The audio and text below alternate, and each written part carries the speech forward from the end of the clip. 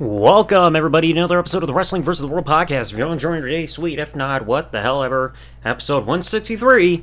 It's time to go over a subject matter that I've thought about and finally wanted to do. Talking about Zach Gowen's WWE career. On screen only happened for around 5 months. Lasted a slight bit longer than that, but it's time to go over how Mr. Gowen's career went. So, in 2003, WWE signed a very young Zach Gowen to a contract, making him the only one-legged wrestler to be signed by WWE. Zach Gowen's left leg was amputated when he was only 8 years old due to cancer, which he successfully overcame, and despite the physical setback, he still pursued professional wrestling. Gowen would make his on-screen debut on the May 15, 2003 episode of SmackDown, be displayed as a fan in the audience that receives an American flag by Mr. America, being Hulk Hogan in disguise. Roddy Piper and Sean O'Haire would launch an attack on Mr. America during his appearance on Piper's Pit, prompting Zach Gowen to get involved. However, O'Haire and Piper would prevent Gowen from helping Mr. America, and Piper would end up accidentally pulling off Gowen's prosthetic leg. Gowen would be in Mr. America's corner that same week later on at Judgment Day, as Mr. America faced and defeated Roddy Piper at the pay-per-view, as well as getting an attack on Vince McMahon. Now, on the May 22, 2003 episode of SmackDown, Stephanie McMahon conducted a sit-down interview with Zach Gowen. The interview discussing his leg amputation when he was 8 years old due to cancer, his mother solely caring for him while she was working full-time during pregnancy, and how he was sick for 7 to 8 months, not seeing his dad since he was 4 years old, and passing on a Make-A-Wish opportunity to meet Hulk Hogan because he knew he was going to live through this sickness. His goal going forward will be to become a professional wrestler and join the SmackDown brand, and later that night, Gowen would sit in Mr. America's corner during his match with Sean O'Haire, but would be arrested at the request of Vince McMahon for trespassing, personal assault that he committed on Judgment Day, and for having a weapon, that being his personal cane that he uses for mobility. The following week, on May 29, 2003 episode of SmackDown, Josh Matthews would interview Zach Gowen, who was in the crowd at this point, and reveal that the charges from the prior week were dropped, and it's revealed that if Mr. America fails the upcoming lie detector test that he was being put through as per stipulation for the prior week's match, then Zach Gowen would never achieve his dream of one day becoming a WWE superstar. Thankfully, Mr. America would pass the lie detector test when it came to trying to figure out his real identity, and later that night, Vince McMahon's limo would be towed for parking in a handicap spot, and Zach Gowen would rub that fact in Vince's face, implying that he got Vince's limo towed out of revenge for the prior week's arrest. Now, on the June 5th, 2003 episode of SmackDown, the show would begin with the Piper's Pit segment that included Vince McMahon, Mr. America, and Zach Gowen. Vince claims that he's the only one that can give Zach Gowen a contract and has an opportunity to earn one next week through an arm wrestling contest before shoving Gowen over with Piper knelt behind him. The next week, on the June 12, 2003 episode of SmackDown, Vince McMahon would defeat Zach Gowen after cheating by kicking his prosthetic leg from under the table and winning the arm wrestling contest. Then the following week, on June 19, 2003, Zach Gowen would go to Stephanie McMahon's backstage office to talk to her, only to be invited inside by her assistant, Sable.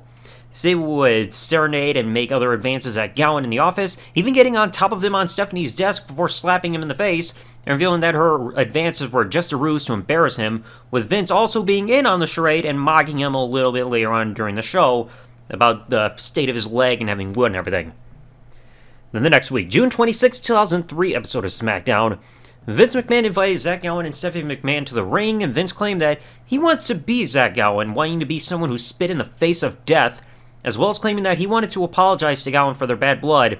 However, Gowen would refuse to accept Vince McMahon's apology twice in a row, even while being demanded to accept it, saying that he's not intimidated by Vince McMahon at all, and that he's done with Vince McMahon making jokes at his expense. The only offer he wants is a WWE SmackDown wrestling contract, which Vince says he will give to Gowen if he joins the Vince McMahon Kiss My Ass Club. Vince dropped his pants, and instead of Gowen kissing his ass, he ended up giving Vince a low blow. And at the end of the show, Vince would interrupt the tag team main event by distracting Mr. America by assaulting Zach Gowen on the stage area. Stephanie would then run down and protect Zach Gowen after this, prompting Vince to announce that the following week on SmackDown would be a special handicap match, as Big Show would go against against Stephanie McMahon and Zach Gowen, with Gowen's contract opportunity being on the line. And this night was also the final night that we would see Hulk Hogan have an in-ring and in-person appearance for this run, as he'd quit the WWE after this broadcast, and footage of his unmasking after SmackDown would air the following week. So that whole working relationship finally came to an end between Zach Gowen and Mr. America / Hulk Hogan. Now the next week, on the July 3rd, 2003 episode of SmackDown, Vince McMahon would add a no-holds-barred stipulation for the handicap match of Zach Gowen and Stephanie McMahon versus The Big Show. Gowen would get his own entrance coming to the ring and would debut with the song Out of My Way by Seether, great song choice by the way, and following assistance in this match by both Kurt Angle and Brock Lesnar, as well as fighting away Vince McMahon, Gowen would get a one-legged moonsault to win the match on The Big Show and earn the contract. So then the next week, July 10, 2003 episode of SmackDown, Gowen would sign his contract in the ring, and it would be announced that he would face Vince McMahon at Vengeance in his first official match under contract, in kayfabe that is. Then the next week, on the July 17, 2003 episode of SmackDown, Gowen would get involved and interfere in the handicap no-holds-barred false count anywhere match that Kurt Angle was involved in against the world's greatest tag team, being Shelton Benjamin, Charlie Haas, and their tag team partner, The Big Show, at the end of the show. The next week, July 24, 2003, Gowen would be confronted by Vince McMahon backstage to rile Gowen up before their big pay-per-view match coming up. And this would also see Gowen in the main event in a six-man tag team match, teaming up with Brock Lesnar and Kurt Angle to take on Big Show and the world's greatest tag team, but their team would be unsuccessful in defeating the heels. While the referee was distracted during the match, Vince McMahon would come down and attack Gowen's right leg with a steel chair, so thus stopping Zach Gowen from ever getting involved in the match again. Now, 2 days later, on July 26, 2003, WWE would air an episode of WWE Confidential, finally taking a look into Zach Gowen's life and his battle with cancer as a kid, as well as his love for professional wrestling, and other stuff involving his life and trying to overcome this physical handicap of sorts. Now you get to Vengeance 2003. Zach Gowen would take on Vince McMahon in the second-to-last match of the pay-per-view. Despite busting Vince McMahon open with a dropkick to McMahon in the side of the head with a steel chair, Gowen would fail to defeat McMahon after missing his one-leg moonsault finisher and being covered to end the match. Despite the loss, Zach Gowen would receive a standing ovation from the crowd there during the pay-per-view. Now, that following week, July 31st, 2003 episode of SmackDown, Zach Gowen would face Shannon Moore one-on-one, but unfortunately would lose to a schoolboy roll-up after attacking Matt Hardy to prevent an attempted interference. Post-match, Hardy would attack Gowen with a side effect and twist of fate out of retaliation for that attack a bit earlier. Then the next week, August 7, 2003 episode of SmackDown, Zach Gowen would lose the singles match to Nunzio after stopping Shannon Moore from interference and taking a middle rope front dropkick from Nunzio to lose the match, and then taking another twist of fate by Matt Hardy V1 after the bell. The next week, August 14, 2003 episode of SmackDown, Gowen would lose to John Cena in a singles match after Cena rolled through a crossbody attempt by Gowen and delivered an FU. During the commercial break, as what would be aired during SmackDown, Gowen was being helped to the back, and up in the aisleway, he was attacked from behind by Matt Hardy V1 yet again.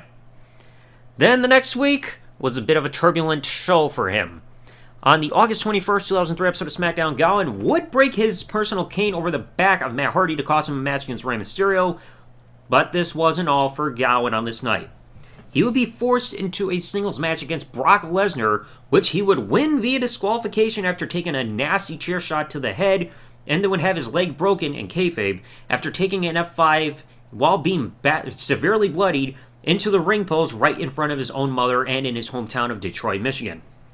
Now, during all this, people may not remember, Gowen was actually scheduled to face Matt Hardy that Sunday at SummerSlam, but the match would be completely called off, and Matt Hardy would quote-unquote win via forfeit due to the injuries suffered at the hands of Brock Lesnar.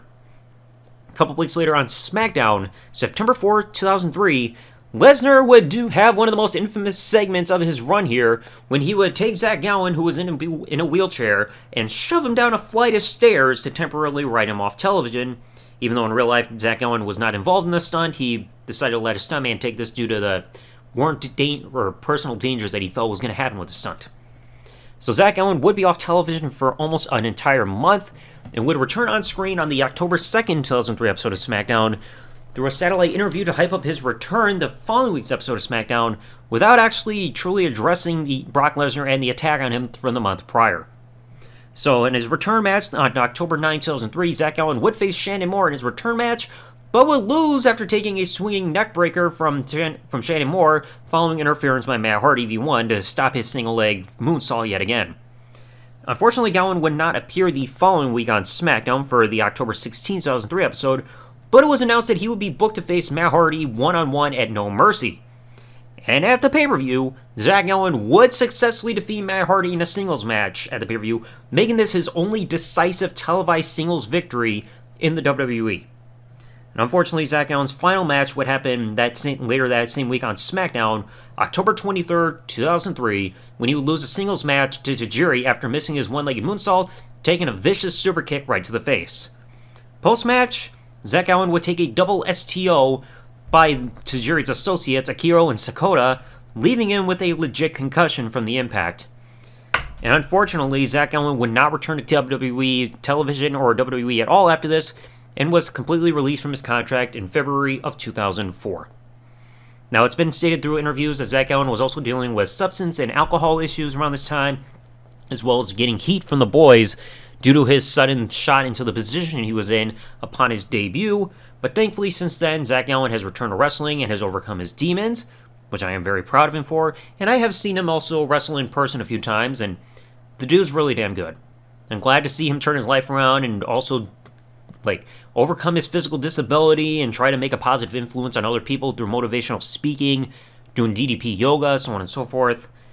It's just a massive shame that he just had a terrible run in WWE, because that match he had at Vengeance, to me, I feel like that was an example of a match where the wrong guy won, because Vince was making Gowen's life a living hell in the build to this pay-per-view, yet Vince essentially got away with everything by still beating Gowen at the end when they had their pay-per-view match. And then the only decisive singles victory he got was at No Mercy when he faced Matt Hardy. And then he also got a DQ singles victory over Brock, but still that's not really a decisive win. But that was just like a handful of matches on TV and a bunch of losses. And I think he won every house show match he was in, but those were all like tag matches and everything. So yeah, it's a shame. This was a bad run, and I feel sorry for the guy. Like, he had to overcome so much, like in his life and everything, with his health and everything like that, and this physical impairment. But I mean, at least you can look at his whole story even after leaving being gone from WWE and seeing him turn his life around. Major plus right there. Hope to see him again someday in person if he ever comes back to wrestling here in Michigan. So anyway, let me know your thoughts in the comment section below. What did you think about Zach Gowen's WWE run from 2003? Well, mainly 2003. I would say 2003 to 2004, but the 2004 stuff was on nothing on television, not even any matches. But anyway, if you enjoyed today's episode, please remember, leave a like, subscribe to the bell, turn on if you're listening to this on YouTube, or follow if you're listening to this podcast on any other service that this podcast is available on. And I'll catch you all in the next episode. Thanks for listening, everybody. Like, comment, subscribe. Peace out, and good day, everybody.